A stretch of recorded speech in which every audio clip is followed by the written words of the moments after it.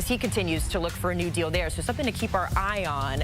And when we go to Cleveland, there's a lot to look at. The next era of Browns first-year players suiting up this week for a mini camp. But the real question we're looking at is the quarterback situation. Kind of got two battles going on right now. Rookies Dillon Gabriel and Shedeur Sanders fighting for that QB3 spot. But QB1 also up for debate as well between Kenny Pickett and Joe Flacco. So let's break it all down. We've got our NFL analyst, Mike Renner, and we've also got our lead NFL insider, Jonathan Jones, joining us. Guys, want to pick up the conversation there with the QB1 conversation. And JJ, I'll come to you first because all the conversation feels like it's Joe Flacco's job to lose, but then you also got Kenny Pickett in there who's got some experience too. What are you hearing about who's going to get the nod as QB1 in Cleveland? Yeah, well, certainly, first of all, this is going to have to play out over the span of training camp and joint practices and preseason games, right? Someone is going to have to win this job. I wouldn't say that Joe Flacco has to lose it. I do think that it can be a legitimate competition with Kenny Pickett, no matter what you or Mike or anyone at home may think about Kenny Pickett, his failed tenure with the Pittsburgh Steelers relative to his draft slot or what he did as a backup with the Super Bowl champion Eagles. And so, look, Joe Flacco, while he did bring the Cleveland Browns franchise back to the playoffs those 2 seasons ago, well, last year he wasn't very good with the Colts, right? Some of that magic had certainly worn off. And so this is a team, a coaching staff, certainly a personnel group that wants to see this battle play out between these two. I do believe that Joe Flacco certainly has the leg up in competition against Kenny Pickett. If they go out the first 3 days of training camp and 2 of those days Joe Flacco is getting reps with the ones, that wouldn't surprise me. But 2 weeks from now, if that has flipped, well, that's all up to Joe Flacco and Kenny Pickett. It's just going to be interesting dynamic between those two. Renner, if we take it a step further, I want to take a look here at the Browns' schedule, particularly when it comes to those first 4 games of the season. They've got the Bengals, the Ravens, the Packers, and then the Lions. So if you had to have a conversation between those two guys, Kenny Pickett and Joe Flacco, who's the guy that you're putting your money on to get you at least 1 win through those first 4?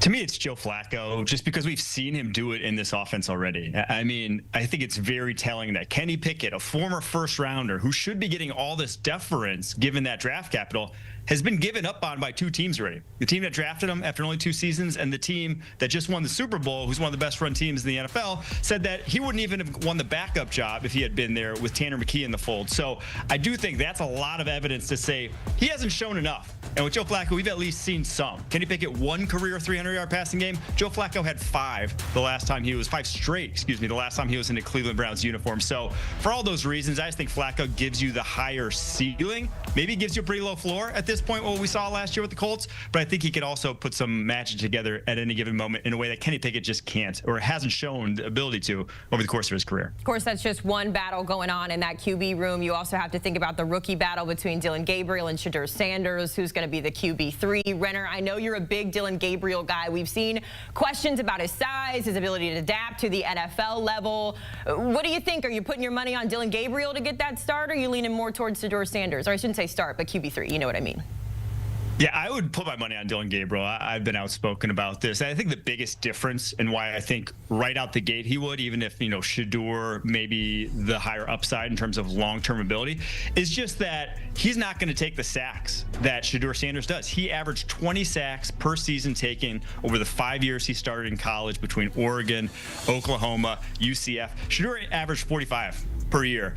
So almost over twice as many at Colorado as Gabriel did over the course of his career. And we watched what Deshun Watson when he was on that record pace before his injury in terms of sacks taken. And the offense just was terrible. So you can't have that at the quarterback position in the NFL early on in your career. It's something we saw Caleb Williams really struggle with at USC and then translate early into his career. So I think if push comes to shove, if one of these is going to get thrown to the fire, I would probably trust Gabriel more early on. Okay, so we're leaning more Dillon Gabriel, QB3. So then, JJ, when we look at that final QB roster spot, whatever it is, it kind of feels like either Dillon Gabriel or Shedeur Sanders is going to be on the practice squad. So if we're staying in the simulation here, if we're going with Mike Renner saying that's going to be Dillon Gabriel, that leaves Shedeur Sanders potentially on the practice squad. Is that a place where you see him sticking around? Is that an opportunity for another team to maybe come in and sign him? What do you project when it comes to Shedeur Sanders if, in fact, Dillon Gabriel wins the battle? If Dillon Gabriel wins the battle against Shedeur Sanders in the battle of the rookies, I actually don't see Shedeur Sanders going to the practice squad. If Shedeur Sanders beats Dillon Gabriel, I don't see Dillon Gabriel going to the practice squad. And I also don't see the Cleveland Browns keeping 4 quarterbacks on their 53-man roster. And so now the answer is, well, who goes, Jonathan? Well, the answer to that is whoever is the loser of Joe Flacco versus Kenny Pickett, right? Andrew Berry, the general manager of the Cleveland Browns, he loathes cutting his draft picks. Certainly in the first year, certainly in the second year, even into the third and sometimes fourth year. This is a team that always holds on to its draft picks far more than average NFL teams. And so I don't see, because when you do cut a player, especially one on a rookie contract, you subject them to waivers. And so before you can put them on your practice squad, any of the other 31 teams could come pluck them off of waivers, and now you don't have a guy. Also, if and when that player does get on the practice squad, a team could always come sign that player and promise them a fully guaranteed contract and a starting job on their 53-man roster. So the Browns will not expose either rookie to those waivers and put one on the practice squad. The loser of Joe Flacco versus Kenny Pickett will try to be traded. That is my overwhelming expectation. And if the Browns cannot trade one of those players, then ultimately that player would then be cut. I don't know that a practice squad position is something that either one of those players would want. Maybe they would go be a free agent and wait for their next opportunity. But when it comes to the 2 rookies, I do not at all see the Browns placing either one of them on the practice squad, no matter how this plays out by the end of August. And as if that isn't enough of a headache to sort of sort out in season, you then also have the headache that is Deshun Watson and trying to figure out what you're going to do with him in the future, JJ. We know that it's looking like he's going to start on the PUP, dealing with the re-injured Achilles injury there. But when it comes to the future of Deshun Watson here, feels really odd to have 5 quarterbacks on your roster here. What can we expect? We've heard the front office come out and say, like, that contract a few years ago maybe wasn't the best idea. So how do we move forward when it comes to Deshun Watson?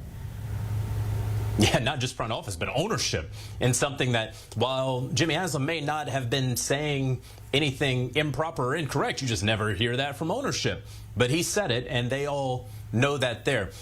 Yes, I can report that Deshun Watson, he will not begin the season on injured reserve. He is going to start training camp when veterans report on the physically unable to perform list. There is no expectation of Deshun Watson being ready to play football competitively for the Cleveland Browns at all, at least in the first half of the season.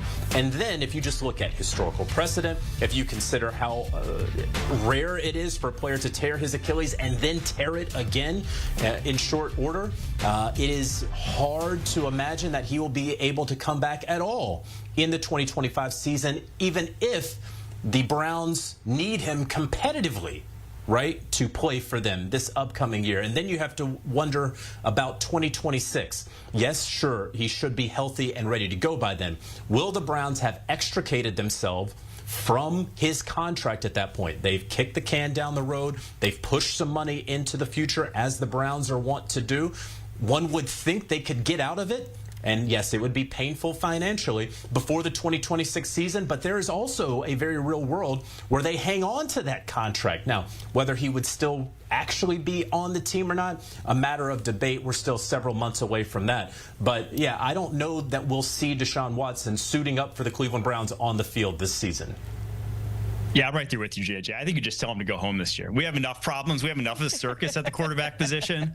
We don't need any more. But here's the thing. He is 29 years old, and he is on your roster in 2026, or costing your roster, I should say, $80 million in 2026, whether you like it or not. Yeah, you could push some of that down the road, whatever.